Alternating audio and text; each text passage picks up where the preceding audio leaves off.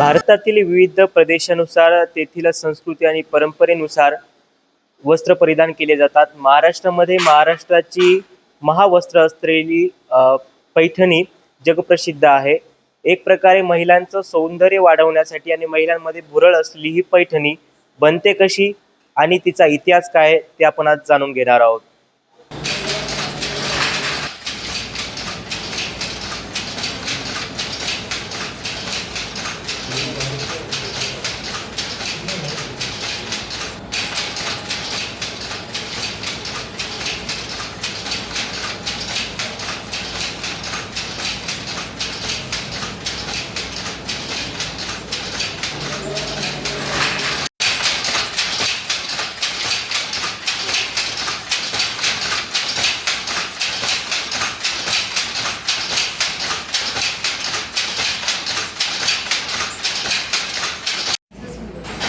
असंच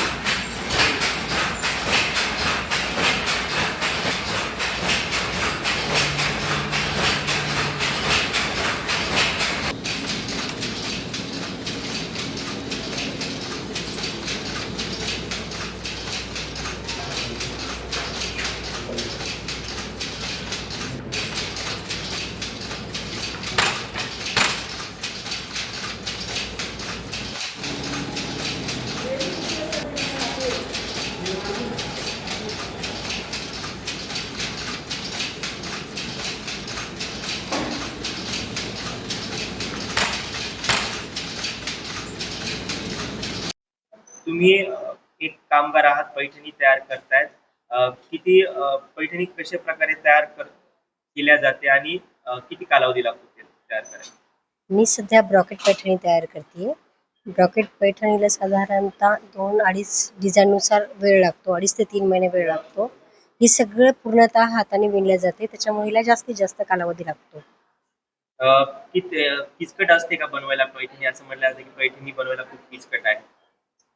थोडीशी आहे, डिझाईननुसार चालते ना. ती डिझाईन जर किचकट असेल तर काम पण किचकट होत जातं त्याच्यात.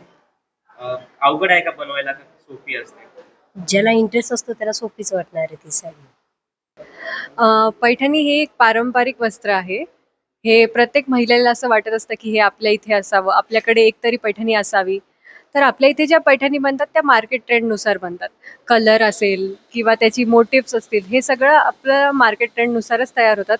आणि ज्या महिलांना भुरळ पाडतात की ज्याच्याने त्यांना असं वाटतंच की आपल्याकडे ही पैठणी असावी. आणि मलाही स्वतःलाही असं वाटतं की प्रत्येक महिलेकडे एकतरी पैठणी असावी. सध्या मार्केटमध्ये कोणती पैठणीला जास्त डिमांड आहे? सध्या चंद्रकोर पैठणी, ब्रोकेड मुनियार असे जे मोटिव्स आहेत आणि पेस्टल शेड्समध्ये ज्या पैठणी आहेत त्या सध्या ट्रेंडमध्ये आहेत. आणि आपल्या इथे आपण कस्टमाइज पण पैठणी भेटते, तर ती पण सध्या ट्रेंडमध्ये आहे. कारण की न्यू जनरेशनला कस्टमाइजवर जास्त फोकस असतो आणि कस्टमाइज पैठणी हे ते करून घेऊ शकतात. एक तरुणी म्हणून काय वाटतं की साड्यांचा जो ट्रेंड वाढतो, काय भावना काय आहेत?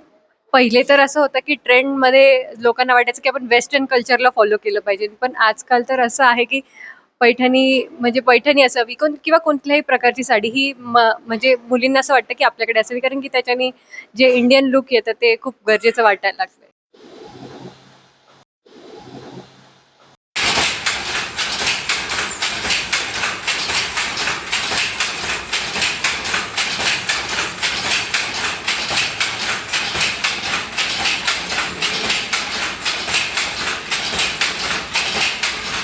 मुळात पैठणी हा शब्द पैठण या शहरापासून तयार झालेला आहे आणि पैठण हे मूळ आहे संस्कृतीचं. पैठणी ही जो सुमारे 2200 वर्षापूर्वीपासूनची प्राचीन कला आहे आणि ती पैठणमध्ये तयार व्हायची.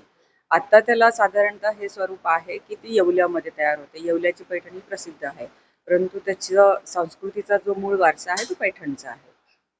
काय कितपत किचकट असते पैठणी, किंवा असं म्हणतात की एक पैठणी तयार व्हायला खूप कालावधी लागतो कारण की ती हाताने तयार करावी लागते. काय प्रोसेस असते नेमकी? मुळात पैठणी ही आपल्या परंपरेनुसार एक प्राचीन वस्त्रकला ही अशी ओळख आहे त्याची. आणि याला मूळतः त्याचं कॉस्टिंग जे आहे ते खूप जास्त असतं. त्याचं एकच कारण आहे की ती हाताने तयार होते आणि त्याची कला जी आहे ती पारंपरिक जे विवर्स आहेत त्यांच्या एका पिढीपासून दुसऱ्या पिढीपर्यंत गेलेली असते. आणि ही प्रत्येक गोष्ट जी बनवते, आता ही जी पैठणी आहे याला सुमारे 2 महिने लागतात आणि पदरासाठी साधारण 1 महिना.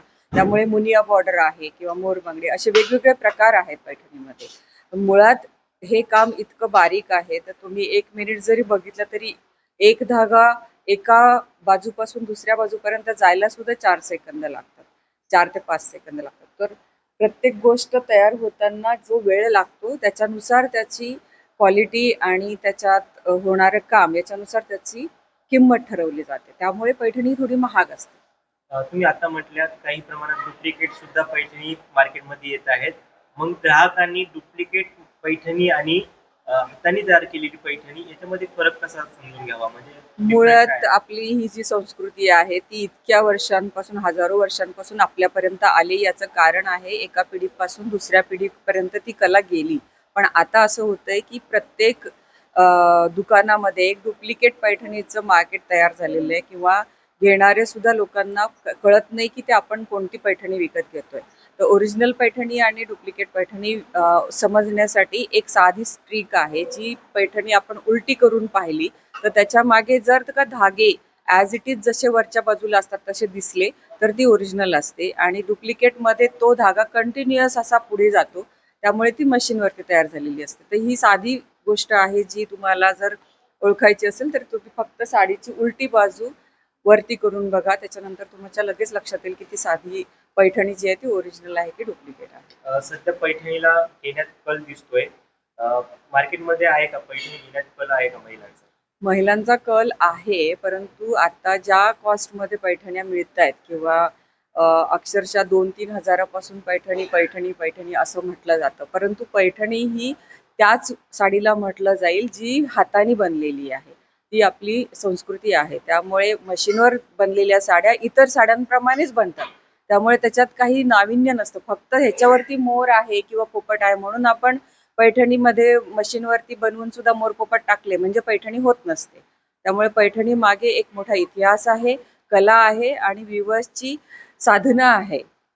त्यामुळे ही पैठणी घेण्यासाठी आपण ज्या पद्धतीनं उत्सुकता दाखवतो त्या पद्धतीनंच ती जर ओरिजिनल मिळाली आपल्याला तर आनंद असतो.